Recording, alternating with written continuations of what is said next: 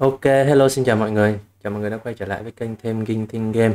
Thì hôm nay mình mới đạt được cái tay cầm PXN V2 và mình đặt ở trên kênh trực tiếp game của Mr. Dẻo Dũng CT. Giá sau khi free ship này nọ cái thứ voucher gì đấy các kiểu thì còn 589.500 đồng. Giá gốc của nó là 599. Rồi mình sẽ khui hộp và mình sẽ test thử cái tay này nha.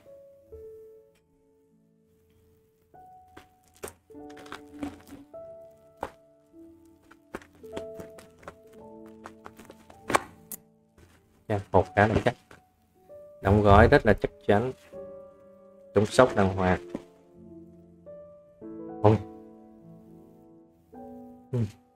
có vẻ là hàng mới luôn, thơm thế nhỉ.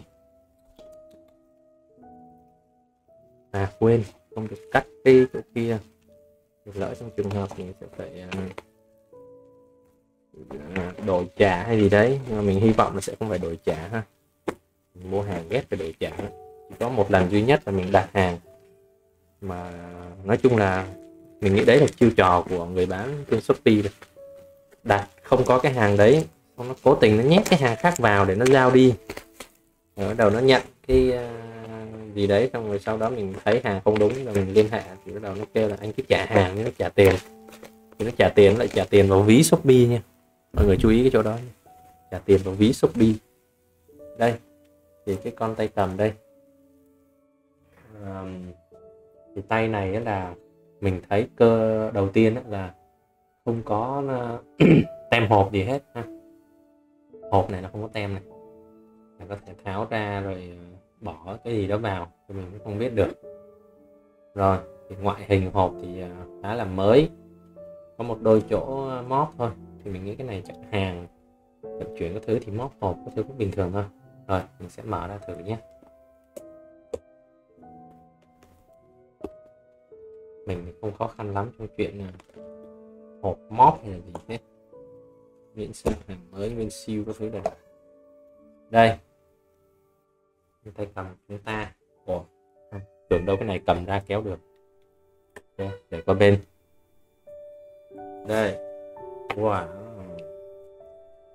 cảm nhận đầu tiên cầm lên là nó nhẹ hơn con tay cầm Xbox 360 của mình. Thì lý do mà mình đặt cái này nó cũng là vì cái tay cầm Xbox của mình nó bị tay cầm Xbox của mình nó bị hỏng rồi, tự nhiên nó bị hỏng, bị hai cái nút. Thế thực ra mình vẫn thích cầm tay cầm Xbox hơn. Tay cầm Xbox của mình khá là cũ rồi nhưng mà nó rung rất là tốt nha, phải nói là tay cầm Xbox rất là tốt luôn. Rồi giờ cái kéo đi đã, kéo điện thoại. Rồi đụng vào nút một cái là nháy, chắc là nó đang tìm Bluetooth thì nó kết nối. Đầu tiên mình kiểm tra là phụ kiện đi kèm này, phụ kiện đi kèm được trong cái này. Nói chung là cách đóng hộp thì không có gì là cao cấp hết nha, dùng cạc tông đồ bình thường, rất là bình thường mà không sao, giá rẻ và chất lượng tốt là được. Rồi coi con giấy tờ gì đây. Thank you dear gamer, first off thank you choosing PXN Gaming Peripheral cái gì đấy, top priority ER PXN is meeting the needs of gamers, that's why we're reading this, that's why you are reading this. Ok, nói chung là nói về tiêu chí của PXN thôi. Đây cái này là gì, cái này giống như là phiếu bảo hành đấy. Phiếu bảo hành nhưng mà toàn tiếng Trung thôi, về cơ bản là không có xài được. Wireless Gaming Controller User Manual. Rồi cái này chắc mình sẽ coi sau đây khi mà mình kết nối máy. Toàn bộ là tiếng Anh hết, trước và sau là tiếng Anh hết. Vậy người Trung Quốc không cần coi User Manual. Rồi kết nối thì chúng ta có gì đây? Không có cục sạc nha, chúng ta chỉ có cáp thôi. Cáp thì là cáp micro với USB, micro USB. Rồi, còn đây là receiver. Thì theo mình coi á, thì khuyến cáo của nhà sản xuất á, là mình nên dùng receiver cho PC. Tại vì Bluetooth cho PC nó sẽ không ổn định. Mà Bluetooth thì mình nên dùng cho điện thoại hoặc là Android TV kiểu vậy ha. Rồi, để qua bên. Rồi, chúng ta sẽ để cái này ở đây, cái này ở đây. Rồi, vậy là chúng ta đã có hai phụ kiện không kèm cáp nha. Cái này là mình sẽ phải sạc bằng cổng USB hoặc là sạc bằng cái cáp bằng sạc điện thoại. Rồi, và đây là nhân vật chính. Đây đã. Nhà mình sẽ quan sát ngoại hình xem coi nó mới hay như thế nào đây.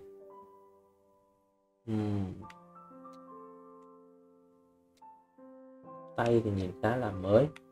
Lò xo thì công nhận là khá là nhạy. Lò xo khá là nhạy.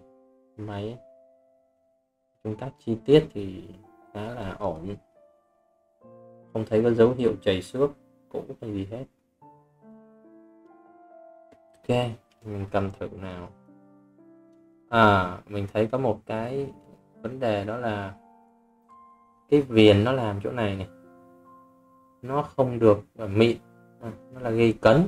Khi mình cầm vào mình sẽ cấn này, nhưng một tay cầm thì vẫn là khá là ôm, cho cảm giác cầm tương tự Xbox rồi đấy. Rồi, mình sẽ để đây và mình sẽ lấy cái con Xbox 360 của mình để mình so sánh thử nha.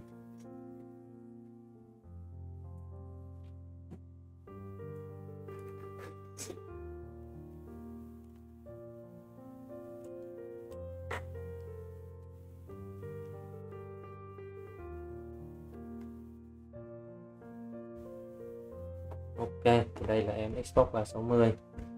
Mình so vậy gần như là 100% giống.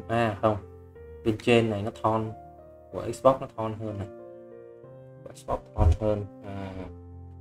Mặt này của nó thì là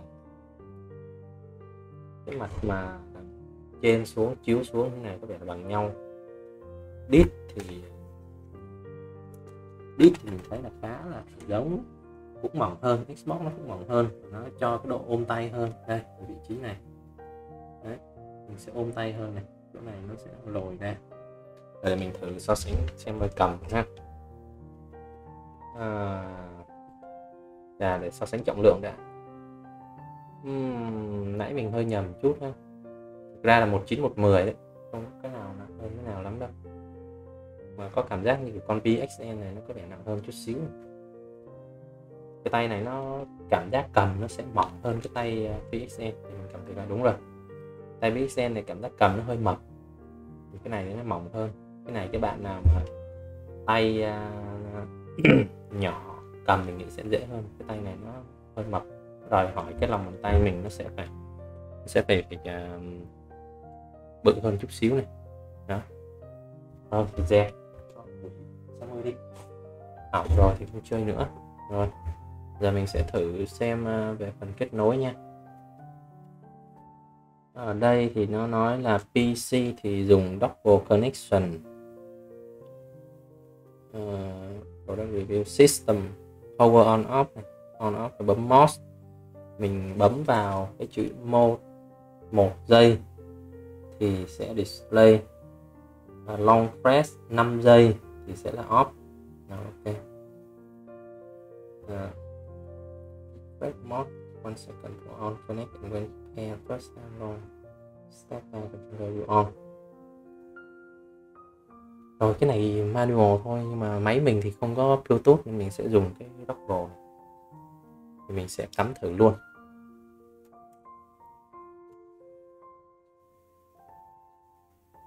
Rồi cắm xong thì bấm mode 1 giây. Nhanh nhạy,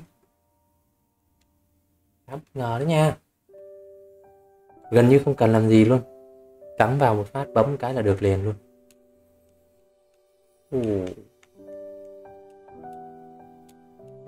Nhưng mà mình có một cái nhận xét, đó là cái cần gạt thằng này, cái lò xo thì nó nhạy đấy.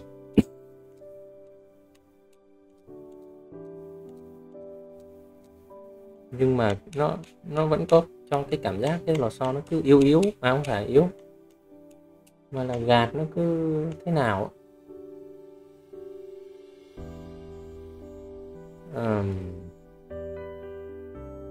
Rồi chờ mình chút xíu nha.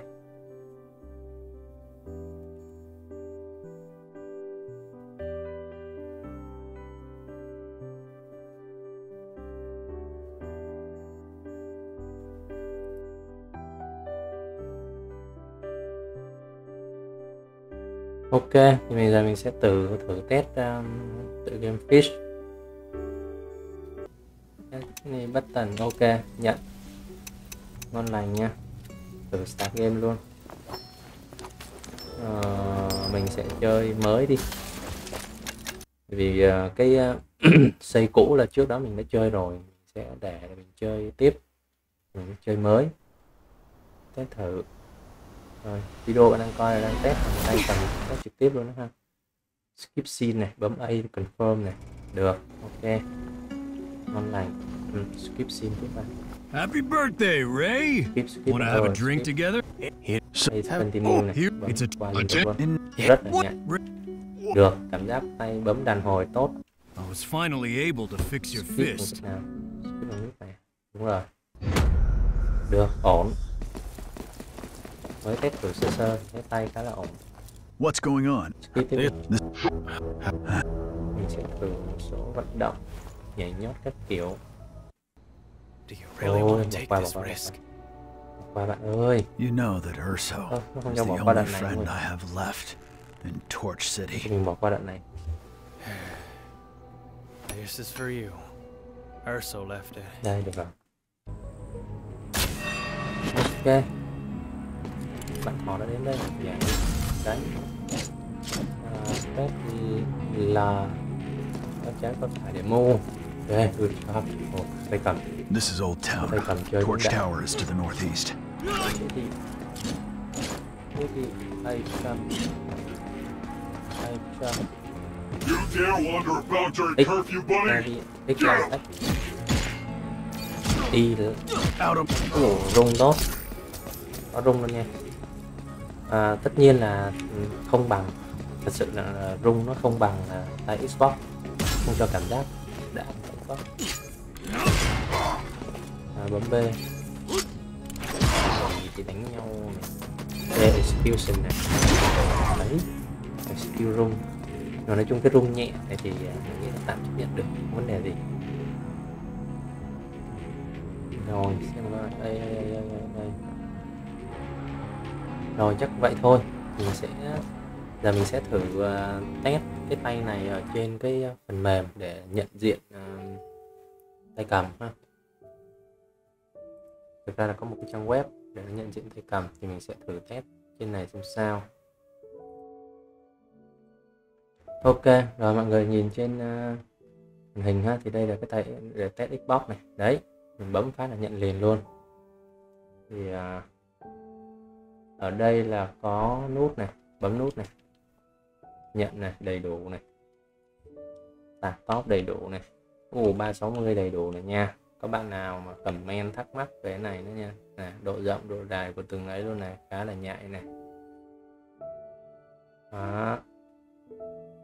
Đó, rồi bên đây cũng vậy luôn, bên đây rất là chuẩn luôn này. Đấy, đưa ngắn đưa dài này.